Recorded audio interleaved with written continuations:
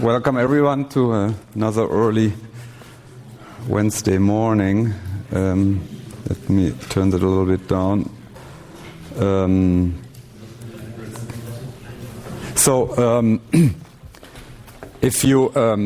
If people fall asleep because they see this picture for the 500th time, that's perfectly fine. What I'm going to do now is, usually I write down last week or last weeks. And now we step back a little bit and consider what we've done the last 1.5 semesters or so. As you know, this 2-semester sequence deals with these 3 big aspects of modern cryptography. That means symmetric algorithms. What we did here, among other things, we did DES and 3DES, and we did AS, lots of other stuff, modes of operation, stream ciphers, brute force attack, blah, blah, blah, blah, blah. So that was roughly the first third of this 2-semester sequence. What you don't know, what we finished last Wednesday, is we finished asymmetric cryptography. So we're done, within this introductory course with the topic of asymmetric algorithms per se.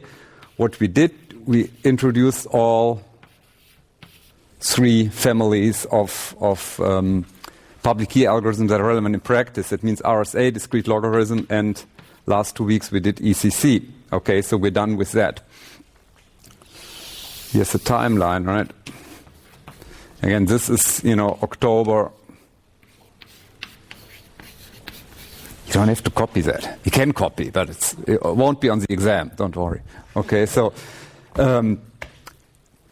And yesterday I looked at the lectures and the syllabus and the layout of the course, and it turned out it is in fact almost 1/3, almost exactly. So this was roughly 1/3 here. 1/3 of 2 semesters is 9 weeks here. Okay, that was, I think, exactly 9 weeks here. Exactly 9 weeks here. And this is today, okay, so this is May 11th, 2011. Okay, so we're here. We're done with this. We're coming from here. So what's left? We have about 9 weeks left or so, and we start today with this new area of protocols. It's usually not strictly protocols. It's a little bit like a protocol aspect in there. What's the main difference is from these 2 areas compared to the third protocol area is we're not only rarely introducing new algorithms. So what we mainly do is we take the stuff that we did here in the last 18 lecture weeks and try to build stuff with that. So it goes a little bit more towards application. We also look what are the other things we can do with these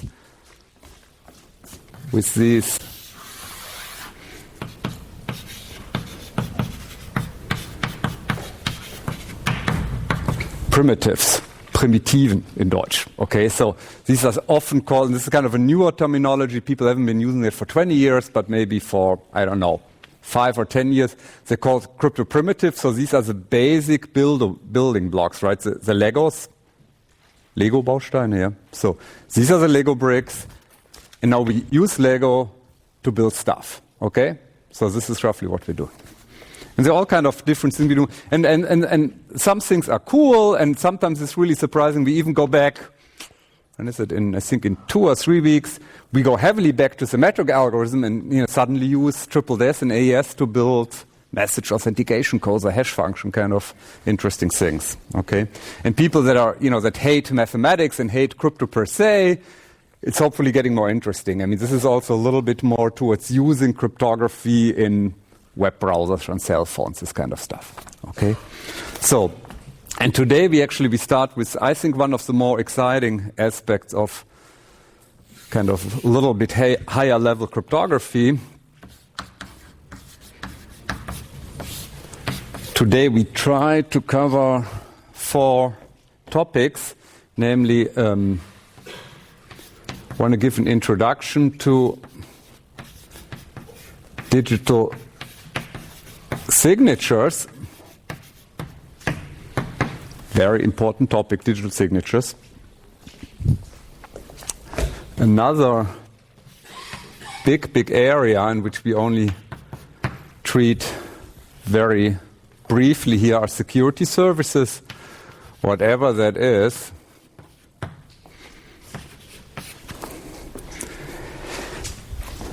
Then we talk about RSA digital signatures. That means how to build digital signatures using RSA. And maybe, and I want to put that in brackets here, an attack against RSA digital signatures.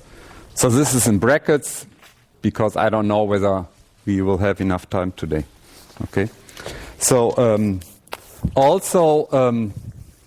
what typically happens from now on, there will be less mathematics, there will be less formulas, there will be less funny elliptic curve graphs on the blackboard. Again, it's very often we use stuff that we did before and we put that in a larger context. We use that to build new schemes, new applications.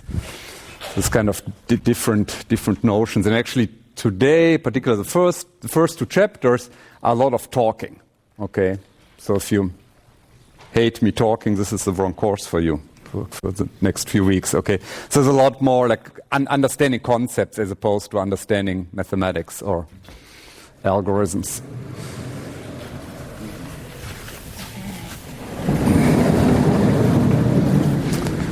Okay, let's jump to the first section of today.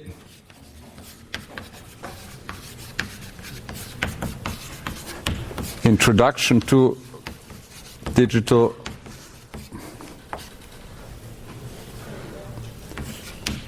signatures, digitale Signaturen.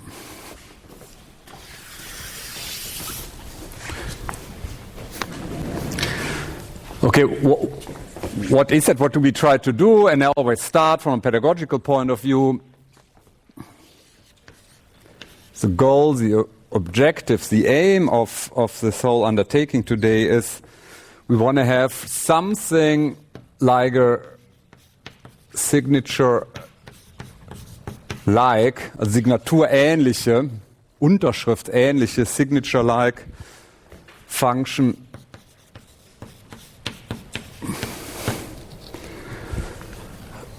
for the electronic world.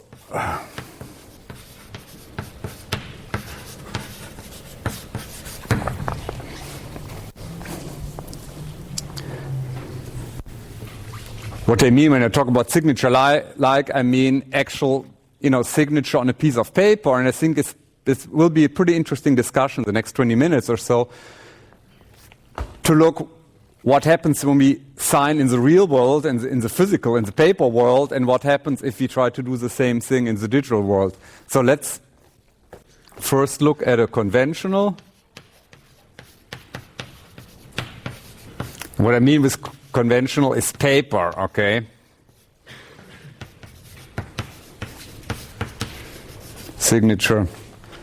So you have 6 semesters, right, for finishing your bachelor's. You're 1.5 semesters through, so there's 4.5 semesters left. And after 4.5 semesters, you all get your bachelor diploma, right? Bachelor of Science in ITS with your name and your grades. Okay? You get that. So it's pretty tempting to Photoshop these things, right? And then you don't have to take the exams with me, and you understand the point, right? So it's pretty easy to come up with a faked one and you still get good jobs. So in order to prevent that, what we are doing as a society and as a department, we sign that, okay? So you get a signature from our department head, from unseren Dekan, right? He signs every bachelor diploma or master diploma or whatever, Diplom-Ingenieur, people in the old program. What do we try to do? Well, we say, well, you can maybe come up with this document in Photoshop, but you can't really generate the signature here. This is the underlying assumption. And why do we do that? What is the, in more abstract terms is, the signature here is a proof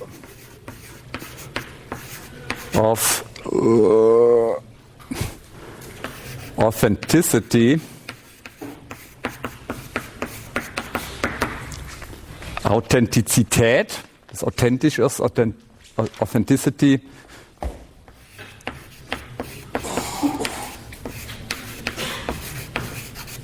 of the sender.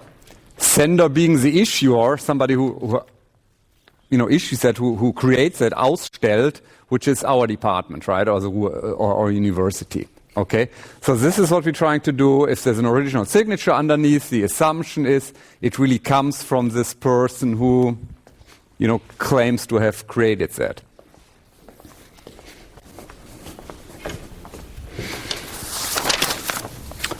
Okay, so, and that works pretty nicely in the real world. You can buy a house for 1 million euros, essentially based on your signature.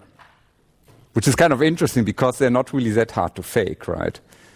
You can recreate that. If I give you my signature and I leave you 1 hour and I give you a fake diploma, you could probably copy that. You got the idea? But it's kind of interesting. But still, we can buy cars and houses and sign all kind of contracts, with faking a signature, maybe, right? But of course, there's social barriers, right, and criminal barriers that make it pretty hard, legal barriers, but nevertheless. So, but again, it works nicely. It's very important in the modern world. You can enroll in a university with your signature. You can buy stuff and so forth. So now it's, of course, in the old days, we only had pieces of paper. That was the only type of signature we could issue. But now, for instance, if you do e-commerce, it might be very nice to, let's say, buy something on the internet. In order to make sure you really bought it, you provide a signature. So what I'm trying to say, would be really nice to have a similar functionality for internet type of things, or in the digital world, or in the electronic world. Okay, so let's try the same. Let's try the same.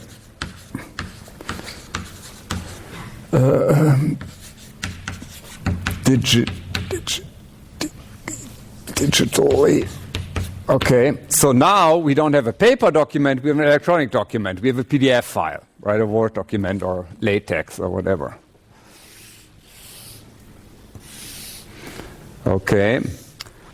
So now it doesn't say Bachelor of Science in IT Security now. It says 001101 blah, blah, blah, blah, blah, blah, blah. Okay. It's a PDF. If you open a PDF with an editor, this is what you see, right? You really see hex data typically, but it's zeros and ones. So this is your document.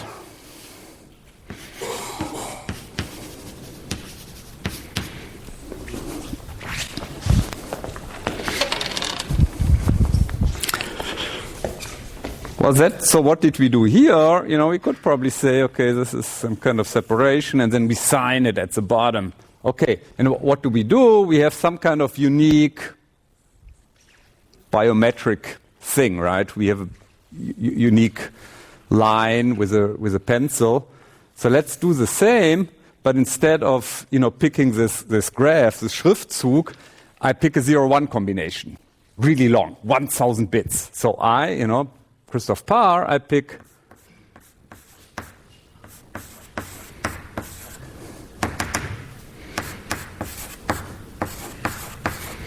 I choose my own 1,000 bits, kind of similar the way I choose my unique signature and put that underneath a document. And now from now on, every time I want to send an email or a PDF document that is digitally signed, I put my unique 1,000 bits underneath. Okay? And why is that a really stupid idea? Why is that like the most stupid thing I've ever said in this lecture here? Why is this not working? You can copy that. Did you notice, like your grandparents, when they watched TV, they used videotapes and not DVDs? Do you know that? Not your grandparents, but me. Okay, so and videotapes were analog, right? This is analog, and one reason we switched to DVDs and CDs and stuff is they're really easy to copy, to make perfect copies. So this is really stupid, right? I put my signature underneath, I sent you an email with my signature. The first time I'm doing that, you get hold of my signature, you can make perfect copies, right? So this does not work that way, okay? What do we do? Well, and now, and this course, this 2-semester course, is not really about making funny, contract things, right? But it's about cryptography, so maybe we can use something with cryptography, and we can. You know this whole thing with Alice and Bob, and Alice wants to send stuff, and then she encrypts, and Bob can decrypt. And what makes this thing work is that they share the same key. That means, in particular on Bob's side, if Bob has the correct key, if Bob has a symmetric key, he's suddenly capable, able of doing certain things, for instance, to decrypt. So if you have a cryptographic key under certain circumstances, you're able to do things that other children cannot do, right? And let's try to do the same. That means we try to generate the signature here using a cryptographic algorithm, in particular with a key. And then the idea is, if you have the key, you can do the signature. I can maybe digitally sign stuff. If I have a cryptographic key, if you guys don't have the key, you cannot fake my signature anymore. Okay? So how do we do that now? And that's, of course, a huge fundamental difference from the paper signature. We take our message, which let's call that X, the document, like plain text X. We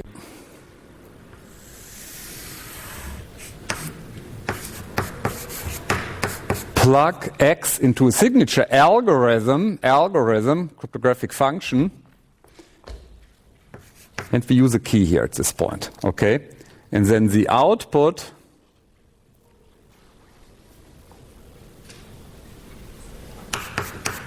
we call Y, okay? Good. So that's kind of, we're not there yet, but this is halbe Miete, okay, halfway towards digital signature algorithm. Okay, let's say let's assume we do that, we would get a protocol, maybe. This is not a protocol, this is just generating a signature, okay?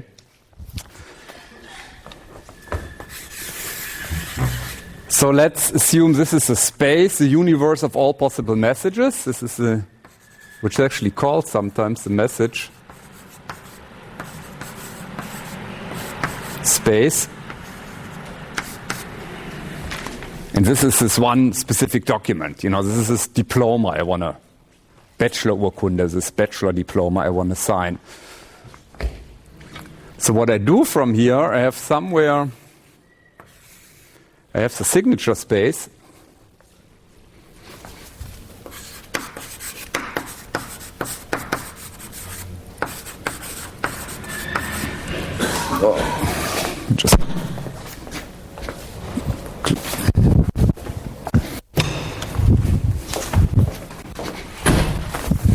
And what I do, I use this signature function, whatever that is. We don't know yet how that really works. And I compute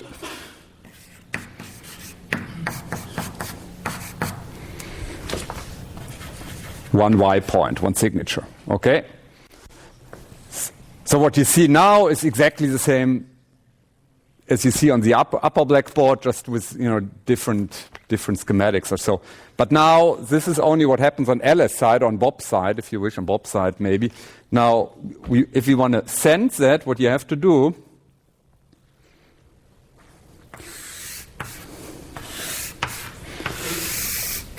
you have to take both X and Y, that means the document and the signature. And he sends it over the channel, okay? And now it's getting interesting. I mean, this so far, there is somewhat of an analogy to the physical world. We have a document, we have a message, and we have a signature. What happens in the physical world, at least in Germany mostly, is if you're an employee and somebody applies and shows you, his or her diploma, you look at it and you see the signature from the Ruhr University on it, from our department head or the rector of the university. And what essentially happens is they believe that this is correct.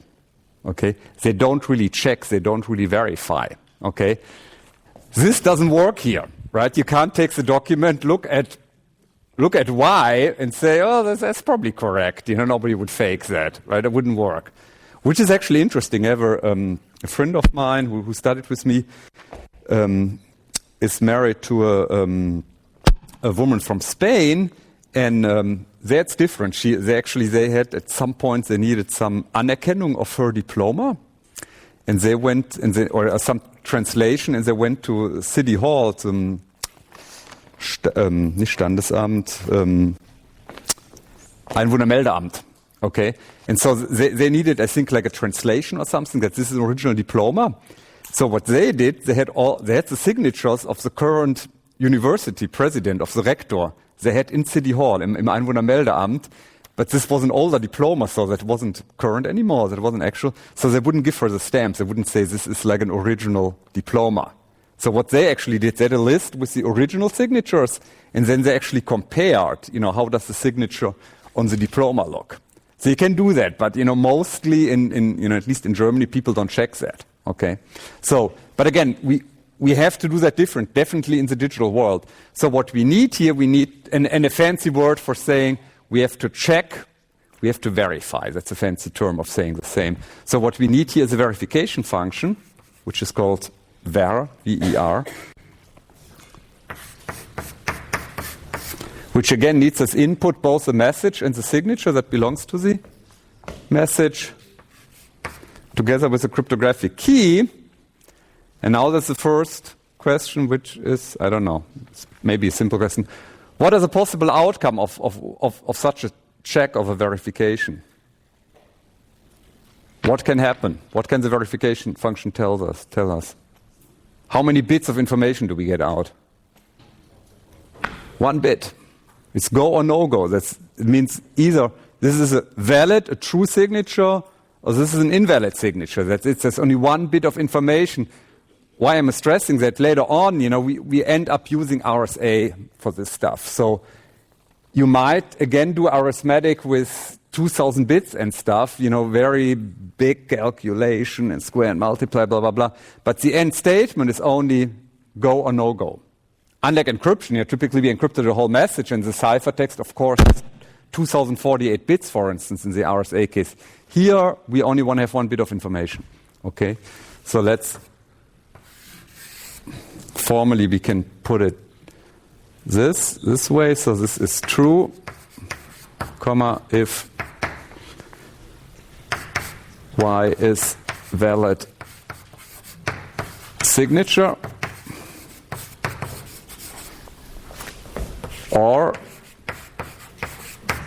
it has a value false if Y is invalide Signatur. Okay.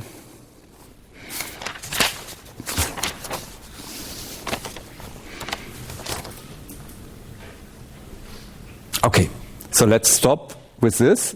Okay.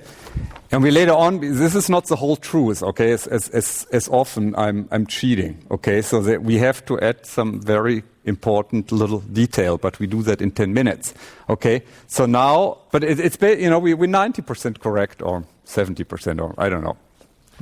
We're almost there, but there's some detail missing. What I want to do now, let's say we do it this way, okay? And then we're almost done with, first chapter, this introduction to digital signatures. We want to step back and discuss in more abstract terms. Let's say we build such a system. What do we achieve? What did we want to do? What can we do now? Kind of what are the more abstract functions that we achieve? So this is, I call number 2. That's chapter number 2. So,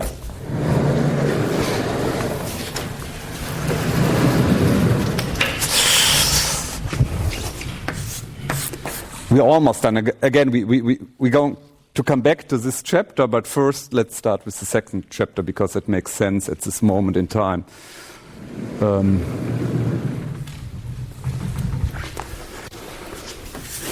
We talk about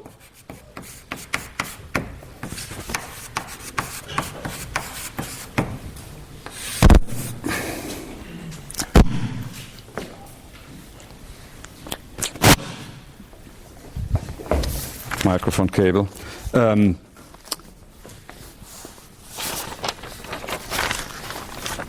So what we did so far in this whole course, you saw my diagram before. We talked a lot about algorithms. We have like 10 or so crypto algorithms introduced in the last, 18 weeks or so. What we rarely did is we didn't really talk about what we can do with them. Oh, let's see.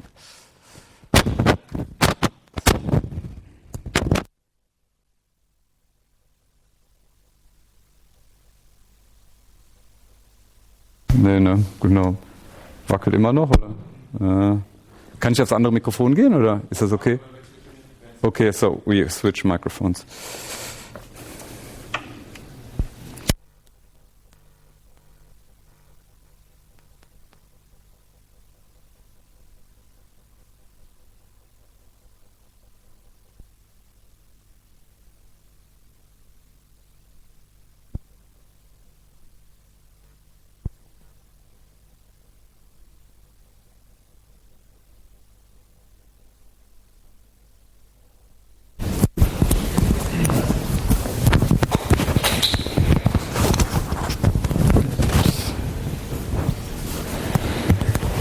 Okay.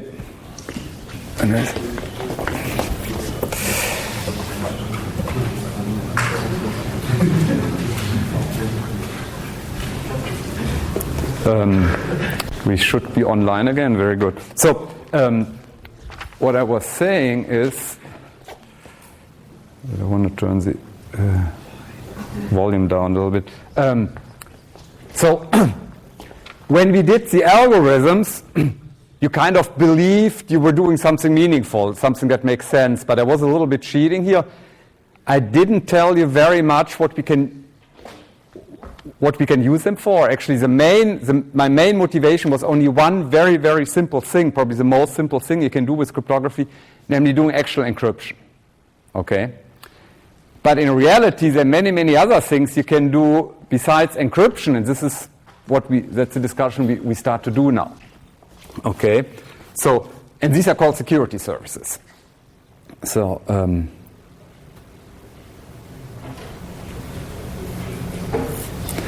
the definition here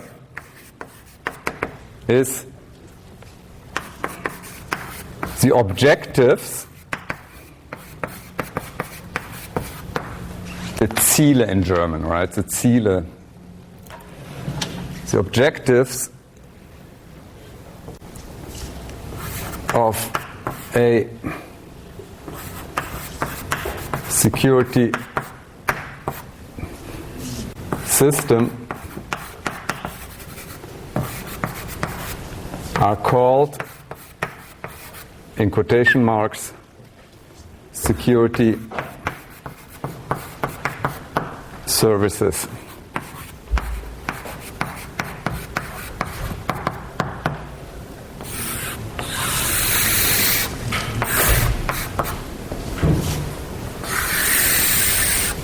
Okay. And now I want to talk a little bit, and there are many. There's like, I don't know, you can come up with a dozen or so security services. In practice, they're not all equally important. And what I want to introduce to you now is the four most important ones, the most crucial ones, the ones that are most often used. Okay. So the first one I already mentioned before is, now comes a list of 4 important security services. Where do I put that down? Okay, let's start here. Okay, The first one, and this is the main security service we talked about, I've never called that security service, but now I start calling that security service, which is keeping stuff secret, preventing people from reading that, okay? And this is called confidentiality. Okay. What is the definition of that? Information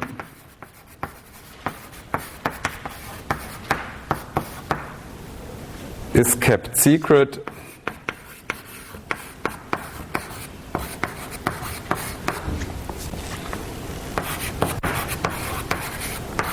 from all but the authorized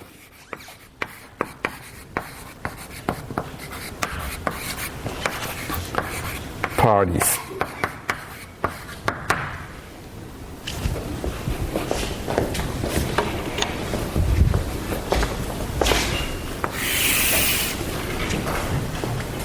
This is very fancy terminology for, this is this picture here. We do encryption, unsecured channel, we do decryption, okay? This is, I think I did that in the first lecture back in October, okay? So, and this is the main motivation, it was the main motivation I've been using for 1.5 semester, to keep you awake, is saying, this is what we're trying to do. We send something over an unsecured channel, there's Oscar tries to eavesdrop, so we try to keep things confidential. So what do? We use mainly symmetric encryption. We can also use public key encryption, asymmetric encryption, right? We know how to do that. So now let's look at this protocol here.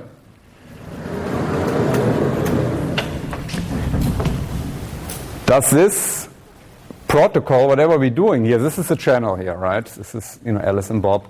Does this provide confidentiality, yes or no? No. Why not? It's absolutely right. This is X, this is a message in clear text, so no confidentiality. Is that a problem? No, because I never said I want to keep things confidential. What I want to do is, for this example, it's the opposite. You don't want to keep your grades secret here, right? People should be able to read that. What we want try to do is we wanted to have a proof of sender, right? So it's not a problem. We don't have confidentiality, but we don't really want that here. And again, very often we needed that. And so this is kind of almost a trivial statement, right? The next, where do we have 4? It's 1 out of 4. So the remaining 3, they're getting more interesting, and actually they're getting more complex. So please be awake. This is kind of the most important. The next 10 minutes are the most important part of today. So no confidentiality. What else can we do? Number 2,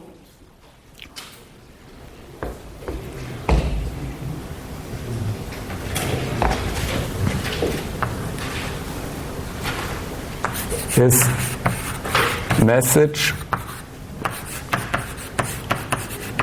authentication. What do we mean by that? We mean that the sender of a message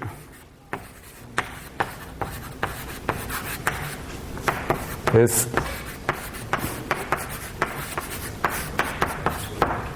authentic. Okay?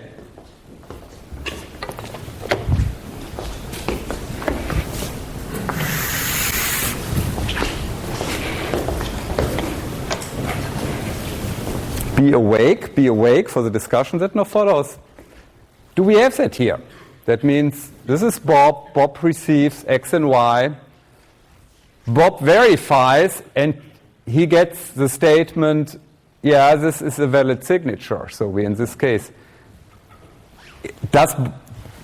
do we have message authentication? Does Bob know this message is really coming from Alice? No. Why not? Because anyone else could have sent it. No. No, we do have, this is incorrect, this is wrong. Why do we have message authentication here? Who can generate X and Y? What do we need to know to generate X and Y? The key. So that's the underlying assumption. Alice and Bob, run a key establishment protocol, Diffie-Hellman or whatever. Once we've done that, and let's assume only Alice has the key here, only Alice is able to do this digital signing. So yes, this is given.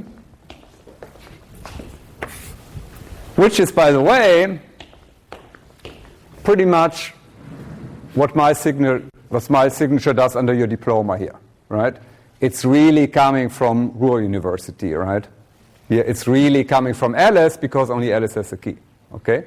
So this works. So the main objective, the main goal is achieved. We're done for today. We're not, okay? But it's, when we started out, what was this goal? You see that goal, signature-like function for the electronic world we have. This is a signature-like function for the electronic world. But we have much more, and this is now the discussion that follows. Now it's getting more and more interesting. What we also get en passant, im Vorbeigehen, is message integrity. And I put message in parentheses, in Klammern, because it's often just called integrity.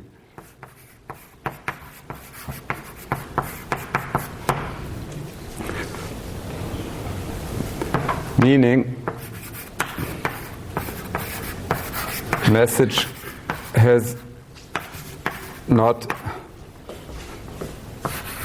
been modified during transmission.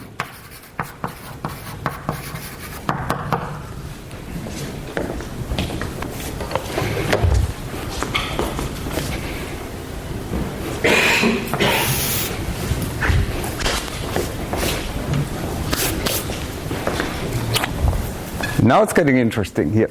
So what happens here? It's Alice signs the signature. And now somebody starts to alter this. Let's say it's an electronic contract or a Banküberweisung, electronic fund transfer. And you flip around the bits, which can be pretty bad, right? You add a zero. Instead of transferring 100 euros, you're transferring 1,000 euros, for instance. That means X gets replaced by X tilde here. Okay, this is what Oscar does. Okay? That means now the receiver, Bob, has this verification algorithm, crypto algorithm, and instead of X, he uses X tilde.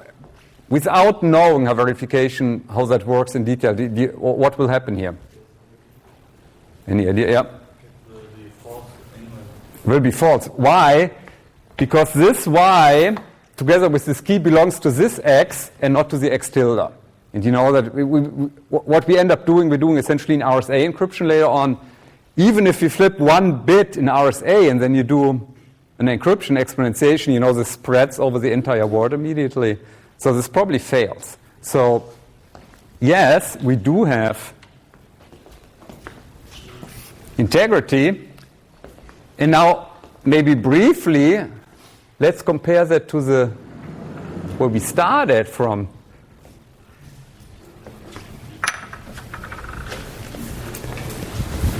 Somewhere there's your overall grade, your Gesamtnote. Können wir leise sein? This is important. This is not difficult, but it's important. Okay? It's not as difficult as elliptic curves, but it's important. Somewhere there's probably your overall grade, your Gesamtnote, right? And let's say you have a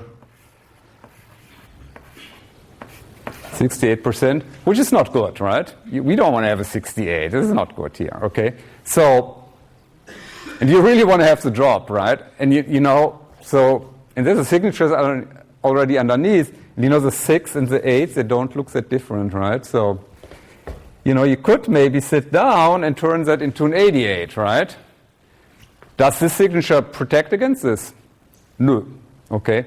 So, what I'm trying to say here is the traditional analog piece of paper signature does not provide any type of data integrity. This does. Okay? So even we try to do something differently. We only try to generate sender authenticity, message authentication here at this point. We get for free, so to speak, we got message integrity, which is not bad. Okay? So now comes the most important 5 minutes of this lecture. Namely the fourth service, which is also the least intuitive one, also der am wenigsten naheliegende. So I need somewhat of a discussion just to explain what we're trying to do here. Okay.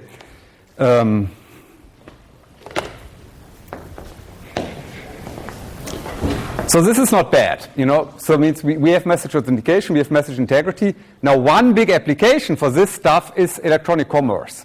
Electronic commerce meaning buying stuff on the internet. Okay. So do you know what happens if you buy a book? You buy my book. You want to give it to your girlfriend for Christmas, right? So you buy this book, Amazon, 34 euros or something, okay? So you buy the book, you order the book, on December 20th probably, right? Or December 22nd, this is when I buy my Christmas presents. Your girlfriend splits up with you, okay? Or your boyfriend splits up with you, okay? So now you have the book, and you already have this one book, right? So what do you want to do? And you hate crypto anyway, so what do you do with two books? You would like to have the money back, so do you know what happens with Amazon if you don't want to have the book? You mail it back and you get the money back, okay? So they're very, very friendly, okay? So, but now I want to talk about a different scenario where people don't want to give you your money back, for instance, if you buy Volkswagen, okay? So when you start buying something really expensive, such like as a car, on the internet, let's see what happens then, okay? So this is Alice, and this is Volkswagen, so this is your car dealer, okay? What you can do with most cars nowadays, with most car websites, you have BMW calls it the car configurator a while ago. It means you can go there, you can exactly look at your Golf, blah, blah, blah, blah, blah model, and, add the right engine and the right inside color and the right navigation system and, everything you want to have or don't want to have. You can configure your car, okay? Let's say we do that here, and let's say you have a really bad taste, okay? For instance, in the book I talk about, I think, you order a pink car, which is already pretty weird, with an orange seats or something, right? Like really ugly, okay? Everybody with me? Really bad taste, okay? So you order that and it's 20,000 euros, that thing, okay? You digitally sign that with this algorithm, Volkswagen and you have the same, somehow you run a Diffie-Hellman, so you agree on the same key here.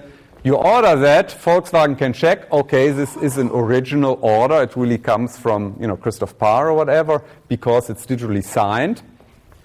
And then they start manufacturing the car. And whatever, 3 weeks later, the car gets delivered, okay? You're back with your girlfriend again, right? So she sees the car and she said, are you crazy, right? I'm going to split up with you, right? I'm separating. Ich mach Schluss wieder, okay? This car is too ugly, you want to keep your girlfriend. So what do? You want to do the same trick you did with Amazon, okay? That means, where am I here? Oh, so you sent the car back. You said, I don't want to have it. This is what happens with the book before. You said, I don't want to have the book. And Amazon has the policy, no question asked. They actually give you the money back. I think you have to pay for the postage. Volkswagen won't. They're not dumb, right? I mean, they see the car and say, wow, this is ugly. We're never going to sell that car again, right? I mean, they just lost whatever 10 or 15,000 euros manufacturing the car that they can never sell again. So what they're going to do, they have to sue you for klagen, okay, to sue. They have to sue you in the court of law, and they say here, Professor Parr ordered that car, and he doesn't want to pay. And now we're getting a really interesting discussion here, okay? So myself or my lawyer, there are two things we can say. We can say, the first thing is we say, well, we never ordered that. And then Volkswagen says, oh no, they did order that because this is the order. This is a web form, right, with the car configurator, all the data. And this is this valid signature. And, only Christoph Parr has this key here. Okay? So he must have shown that. So, and what is my argument at this moment here? What am I doing to say so that I don't have to pay 20,000 euros for a really ugly car?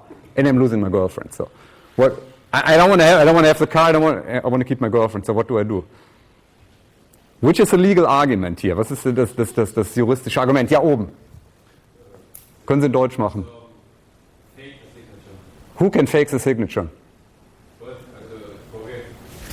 Volkswagen, there's one other party on planet Earth, there's one other person, one other entity who can come up with a valid signature, which is Volkswagen.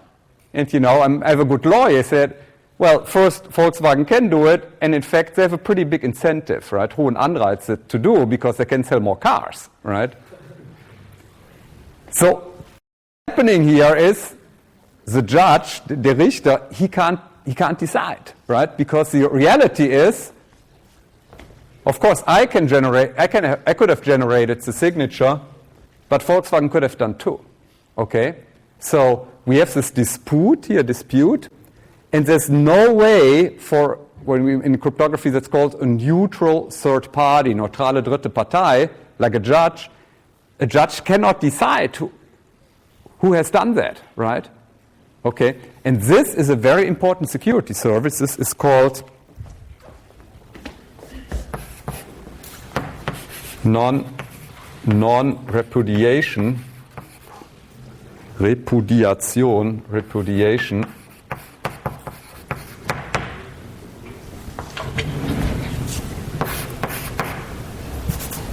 I write the German terms down. This is either Nicht-Zurückweisbarkeit.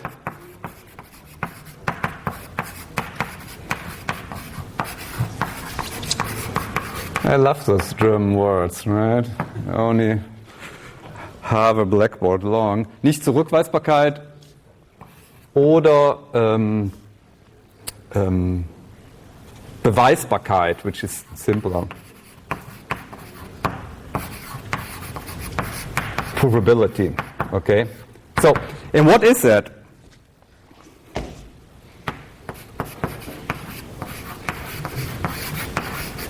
The sender of a message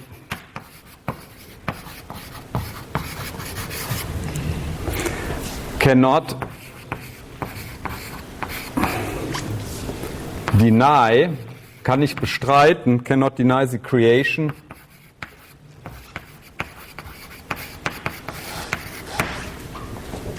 of the message.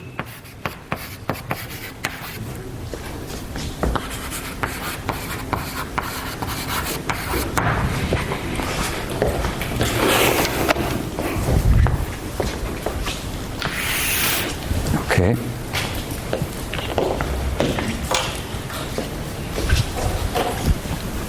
Towards a neutral third party. This is, strictly speaking, this is sender non-repudiation. We also have receiver non-repudiation, where let's say Alice wants to prove that somebody actually received the message, which can be very important too. Let's say by if you have whatever you have, or you have a certain deadline where you have to hand in a document. For instance, here, if Markus Dürmuth is really strict with you and he really wants to prove that you sent the email by 8:30 this morning with your homework assignment. So that would be a situation where you want to have receiver non-repudiation. But right now we just call that non-repudiation for sender non-repudiation. The question is, do we have non-repudiation? No. If Alice claims I've never sent that, we cannot prove that because the receiver could have done that. The receiver has K, that means the receiver, Volkswagen in the example before, can generate a signature, a valid signature here. Okay? What do we do? Short answer is nothing, as long as we stay with symmetric cryptography. This is an inherent property of symmetric cryptography, of symmetric algorithm. Why are symmetric algorithms called symmetric cryptography? Why is that called symmetric? Where's the symmetry here in the setup? What is symmetric here? Same key. When we talk about symmetric cryptography, we mean symmetric keys. That means Alice and Bob have the same key. That means they can do the same stuff. Okay, that means Alice can sign, Bob can sign, Bob can verify, Ellie can verify. Okay, this is inherent here that both parties have the same capabilities. Non-repudiation, this is an abstract look on things. Confidentiality, message authentication, and message integrity. Who was the attacker in this scenario? When we talked about message integrity, for instance, we talked about somebody flipping bits here. We talked about Oscar. Okay? So 1, 2, and 3 are security services that are needed if the bad guy is Oscar, if this is a third person. Okay? Let's go back to this Volkswagen example. Who's the bad person in the Volkswagen example? Alice, right? It's not Oscar. This is one of the things that happens in the brave new world of internet. We want to communicate securely with people. You know, Volkswagen wants to communicate with its customer base, with its customers. At the same time, the customer may want to cheat Volkswagen, right? So now we have a situation with a legitimate communication partner. Alice is not faking something. Alice is not saying I'm Oscar. It's not that Oscar is saying I'm Alice. Alice is Alice. Alice wants to communicate, but maybe later on she wants to cheat. Okay?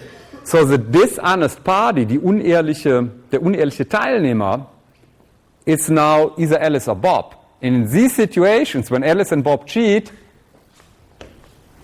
symmetric cryptography is of no help. Why? Because they have the same key. Okay, what Bob can do, Alice can do, and vice versa. Okay, so what do we need to do at this point? We have to switch algorithm families, right? We have to go.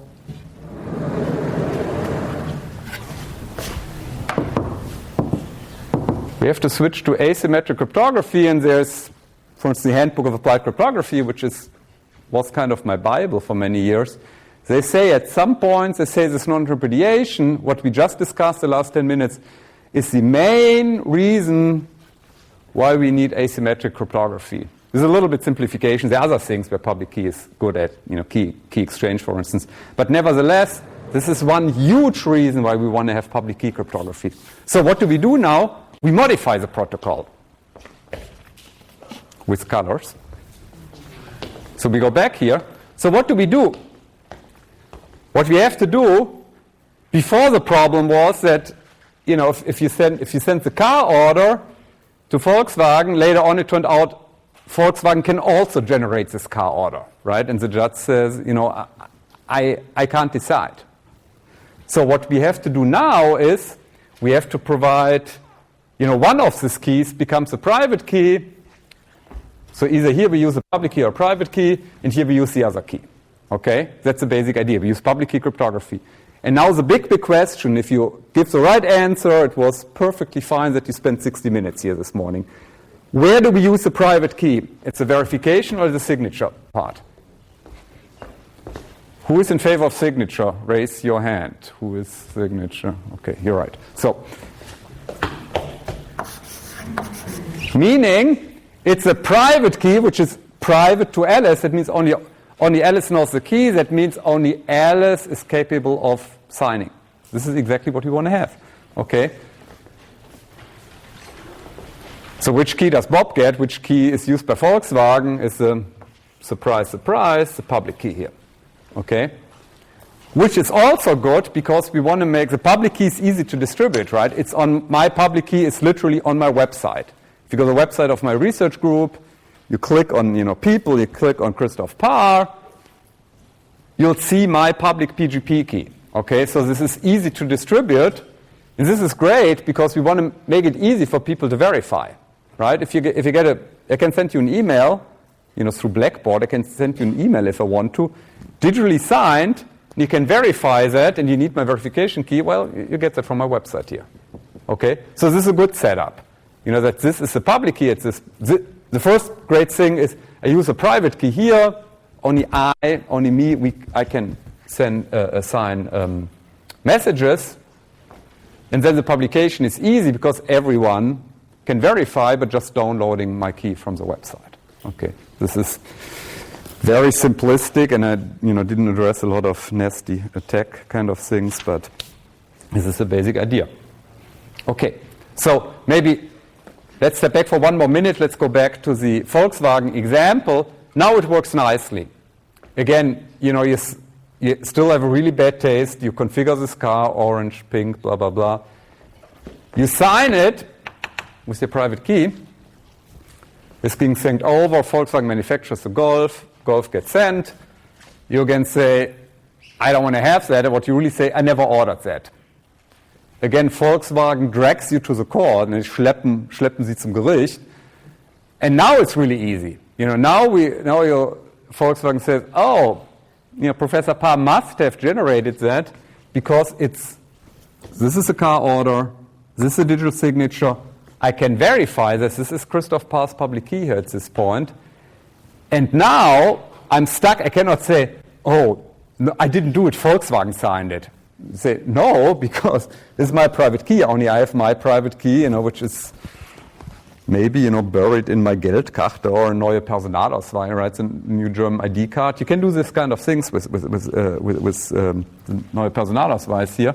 So you can provide this. And nobody else can, including the receiver of the message. This is kind of the cool thing. The receiver can verify, can say, yes, this is a valid message, valid signature, or an invalid one, valid. But the receiver cannot generate signatures by himself. So this is a cool setup. You can go back to sleep. That's the important thing for today. So now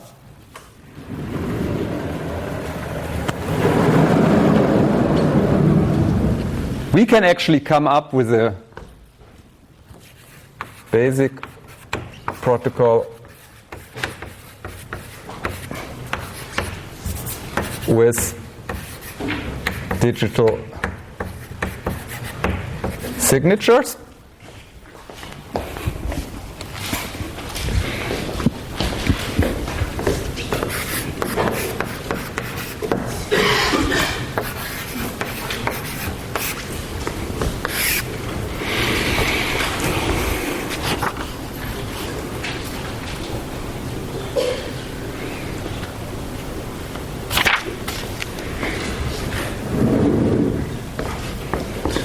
So Alice generates a key pair. Okay, private Alice. Okay, public Alice.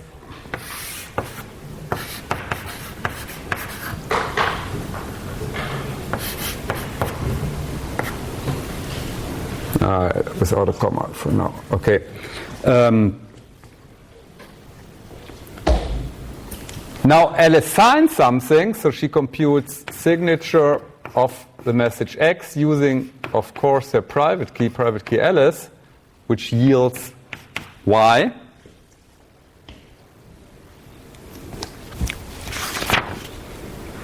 Actually, I called that in the book, and let's call that S from now on, okay, not Y. She sends over X, S, and now Bob has to verify using the public key of Alice, and the input is, of course, the message and the accompanying signature. And he gets a true-false statement out of it, right? Either it's valid or invalid.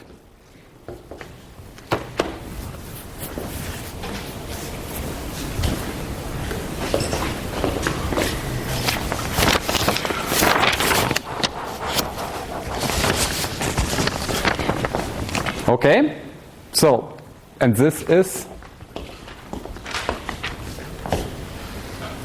and by the way, what you saw before with the symmetric setup, okay, where this was K and this was K, so not private key and public key, but just symmetric keys,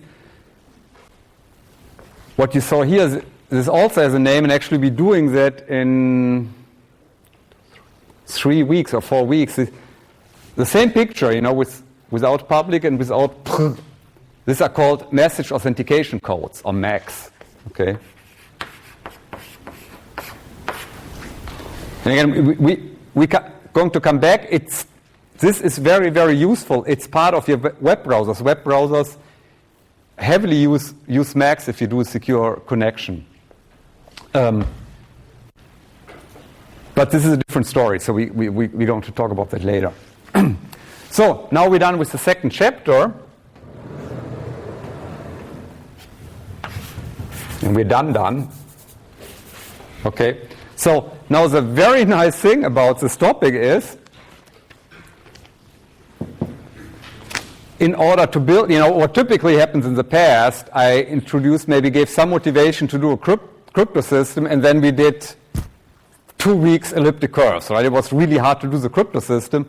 This is not true anymore because we did all the crypto system. You'll see now, for instance, doing RSA digital signature is super easy now, which is kind of surprising. So all this blah, blah, blah, blah, blah, Volkswagen car order, this was kind of hard and longish, but now actually doing the math, doing the crypto is pretty easy from now on, okay? It will not always be the case, but often, okay? So now we want to look at a way of realizing that. The big question, obviously, here, the big question is, what is this function and what is the verification function? It turns out in the RSA case, it's very easy. There are all kind of different signatures out, but RSA is a good example. So that will be chapter number 3, RSA digital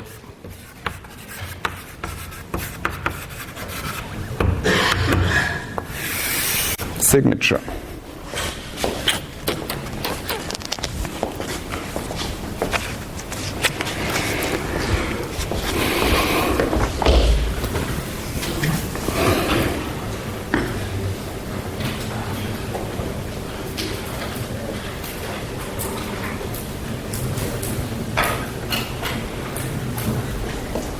So first we have the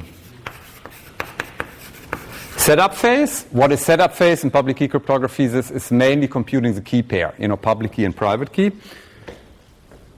The setups, we compute K private Alice, which is this parameter D.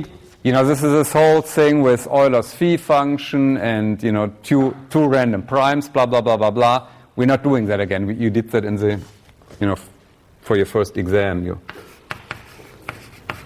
Then Alice computes her public key, which is the modulus n and the public exponent e. Okay? And now comes the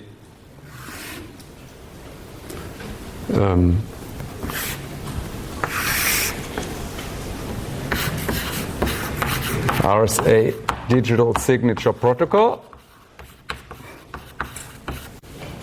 And I kind of do that in a similar way. We've done that above with the same. So what Bob does here is, he has what Alice does. Alice has these two parameters here.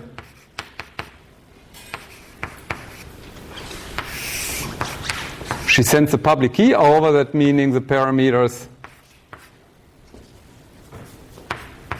n and e.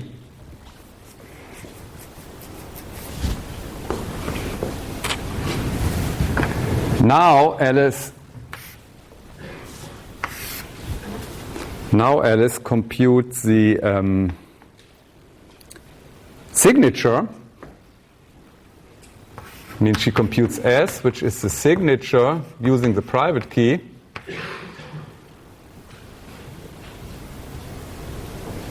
Of the message X. And now it's interesting. How do we do that? Okay. The interesting thing is you do almost the identical thing, or you do the same thing that you do with RSA in the RSA crypto system. We're not doing encryption here, but you're still doing the same thing. You take X and you raise that to the eth power. modulo n. Okay, exactly the same thing we did before. Okay. Sorry, to the d's power.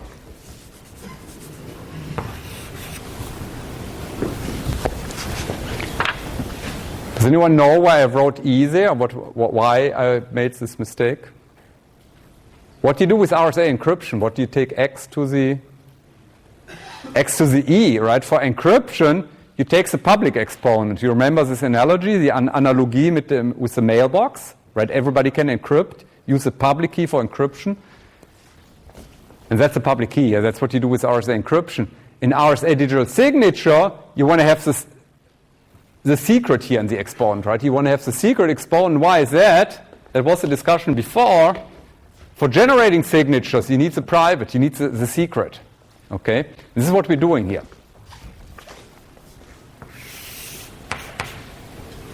Now what you send over is, this is very important, is X together with the signature. Don't send just the signature over. Just the signature doesn't mean anything. It's just a random 2048 bits. Now what Bob has to do, Bob has to verify. That's the other big unknown, how do we verify?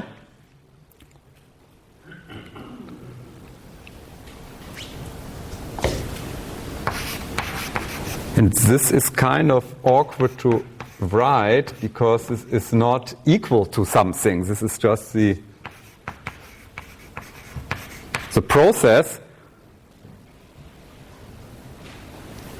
What Bob computes, he computes S to the E, right? You take S, the signature, raises this to the eth power. E is a public exponent, so Bob uses the public key at this point, and let's call this result x prime, x strich mod n here. Okay? And this is just a computation, so what you get out of here is 2000 bits. But this, what you really want to have is this go, no-go statement, true, false, right? How do we do that? Does anyone know here? What is the thing that Bob has to do? How does he... Right now he just computed 2048 bits, but how does he get the statement this is valid or invalid? Any ideas?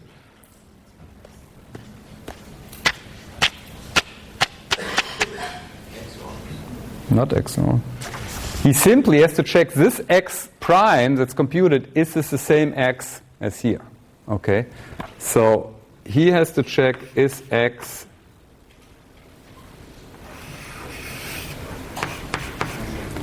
identical to, actually we can do that this way, okay, is this equal to x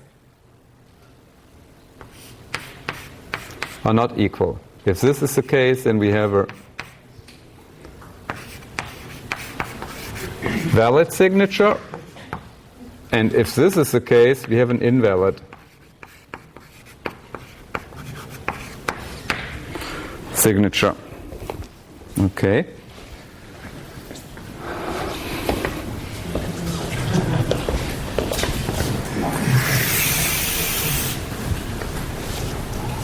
Here comes the proof of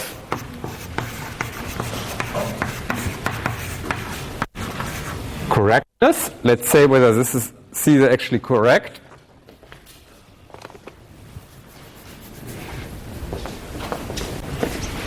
What happens here is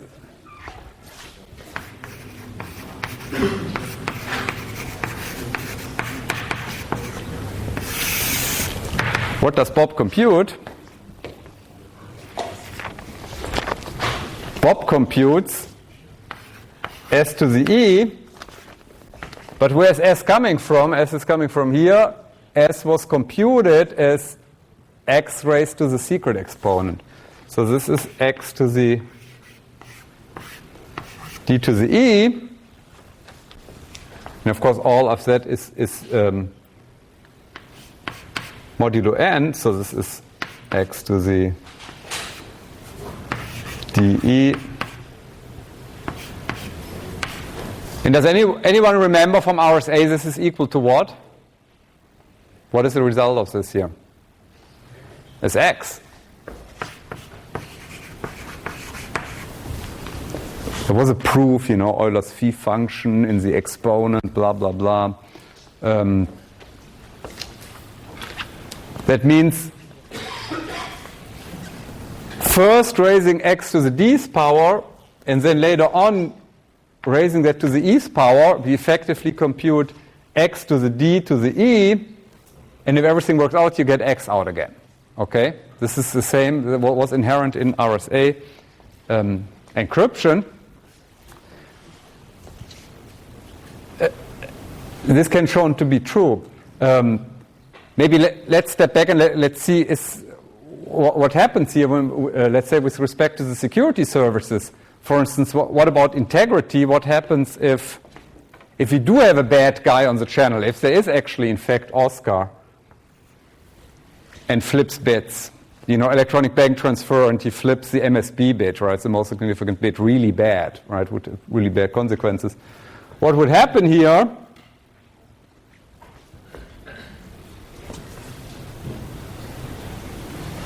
What would happen here is, Bob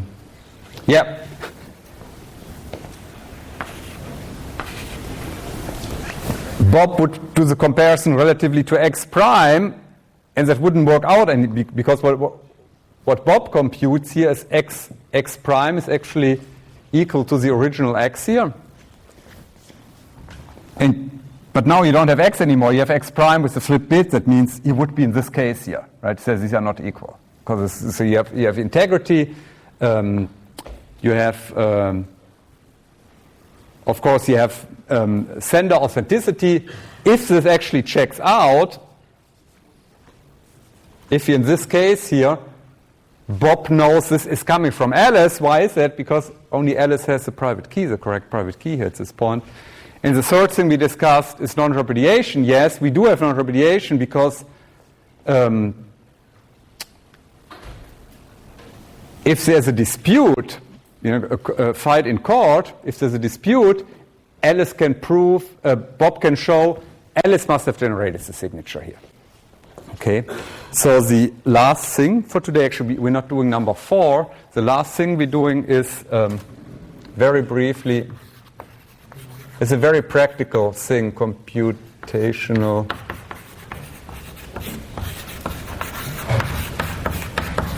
aspect. First, signing. So this is what Alice does. What is the computation Alice has to do when she signs? Well, this is a signature scheme. She has to compute x to the e. What kind of algorithm do we use at this point here? Very good. Square and multiply algorithm.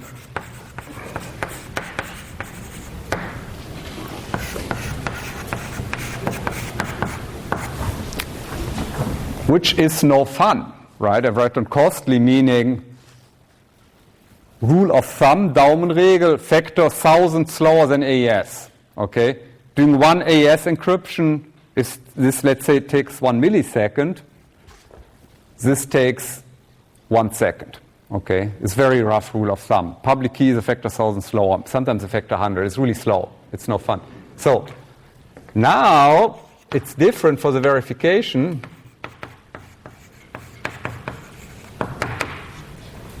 Maybe I should write that down. So what we do here is x to the d mod n. What we do here, we do x to the e mod n. And it looks completely identical that you do an exponentiation here at this point, right? And normally, of course, you use the square and multiply. But, and I'm not sure whether I discussed that, there's one trick that you can play. Did I talk about that when I did RSA? S to the E? Yeah. Danke. S to the E. What you can do, you have to do an exponentiation. There is no shortcut to an exponentiation, but you can use special E's. And that's what people do in practice.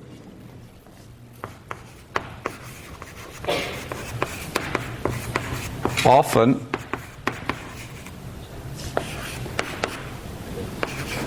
E, if you have 2048 bits, you're not choosing E as a 2048-bit number, but as a 2-bit number. For instance, with the value 3. 3 is really short, right? Or, which is another popular value, is 2 to the 16 plus 1. Does anyone know how many bits you need for this number here? Any ideas? No ideas? 17 bits, okay?